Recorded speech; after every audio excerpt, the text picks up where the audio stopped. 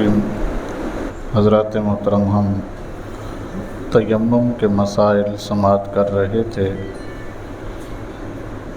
आज का मसला ये है वयुसल्ली बित्तयम्मुमिल वाहिद मा शाअ मिनल फ़राइज़ वन नवाफ़िल सहा तक़दीमुहु अलल वक्त।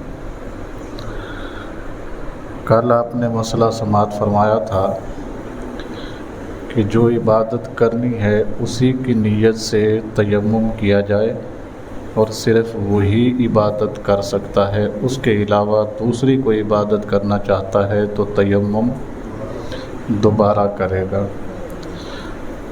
आज मसला ये है कि एक बंदे ने नमाज की नीयत से तयम्मुम किया।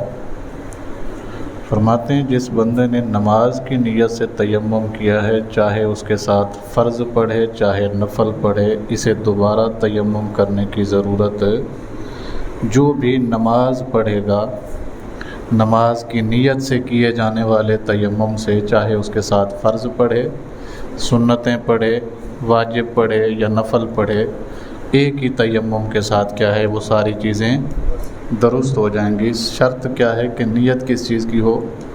नमाज की हो। वसहा तक़दीमुहु अलल वक्त। एक बंदे को पता है कि ना जिस जगह पे मैं हूँ ना यहाँ पानी मौजूद है और ना ही मुझे कहीं से मिलने की उम्मीद है। फरमाते हैं वक्त दाखिल होने से पहले भी अगर ये बंदा तयम्मुम कर ले तो ऐसा करना भी दुरुस्त है। यानी बंदा एक ऐसी जगह पर है जहाँ ना तो पानी मौजूद है और ना उसे पानी मिलने की कोई उम्मीद है, अभी वक्त दाखिल होना है। मिसाल के तौर पर उसने असर की नमाज़ पढ़नी है, असर का टाइम शुरू हो रहा है आजकल 4:30 बजे, 3:30 बजे उसने तयम्मुम कर लिया वक्त के दाखिल होने से पहले। लेकिन जगह कौन सी है? ऐसी है जहाँ पर पानी भी नहीं है और मिलने की उम्मीद भी नहीं है। वक्त दाखिल होने से पहले आने वाली नमाज के लिए तयम्मुम करना ये भी क्या है? दुरुस्त है। वलौ कान अक्सर अलबदनी औ निस्फुहु जरीहन तयम्ममा। अब मसला ये है, एक बंदे का जिस्म ज़ख्मी है, पानी उसके पास मौजूद है लेकिन ज़ख्मों पर लगाता है तो ज़ख्म बढ़ने का क्या है? ख़दशा है। फरमाते हैं उसका अक्सर जिस्म ज़ख्मी हो या आधा बदन ज़ख्मी हो या कोई एक ऐसा ज़ख्म हो जिससे जान जाने का क्या है? ख़तरा है या बीमारी के बढ़ जाने का ख़तरा है।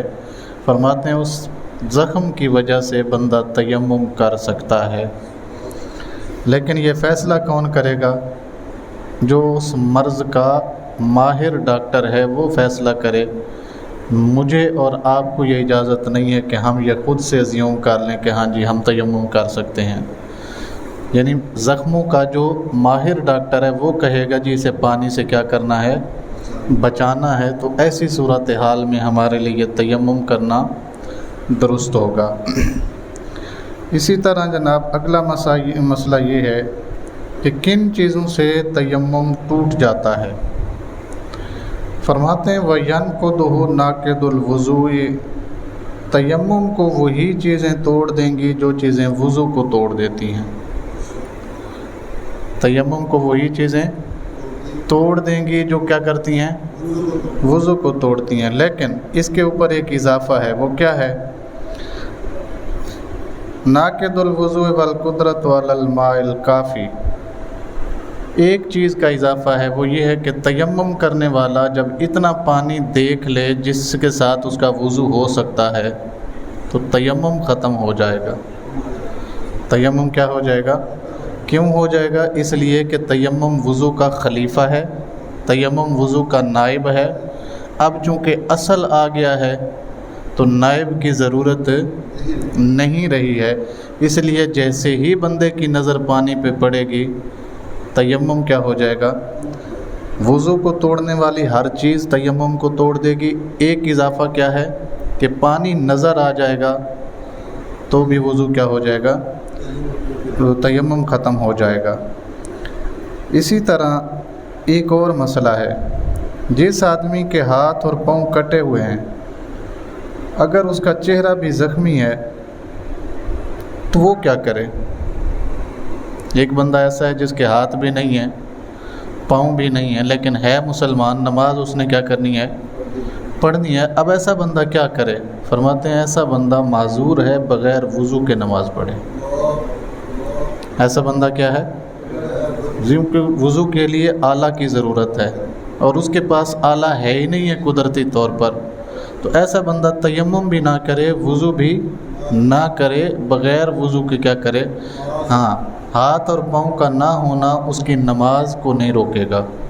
نماز اسی طرح فرض ہو جائے گی جس طرح ہاتھ اور پاؤں والے پہ فرض ہو جاتی ہے، اس کے نہیں ہیں تو بھی کیا ہو جائے گی؟ اس کے اوپر نماز فرض ہو جائے گی۔ اب مسئلہ اس کے لیے یہ ہے کہ اس کے ہاتھ بھی نہیں ہیں، پاؤں بھی نہیں ہیں، وضو نہیں کر سکتا، تیمم بھی نہیں کر سکتا، ایسا بندہ کیا کرے؟ اسی حالت میں نماز پڑھے جس حالت میں ہے۔ اللہ کریم سے دعا ہے اللہ تعالی ہم سب کو احکام شرع سمجھنے اور اس پر عمل کی توفیق عطا فرمائے۔ آمین وآخر دعوانا الحمدللہ رب العالمین۔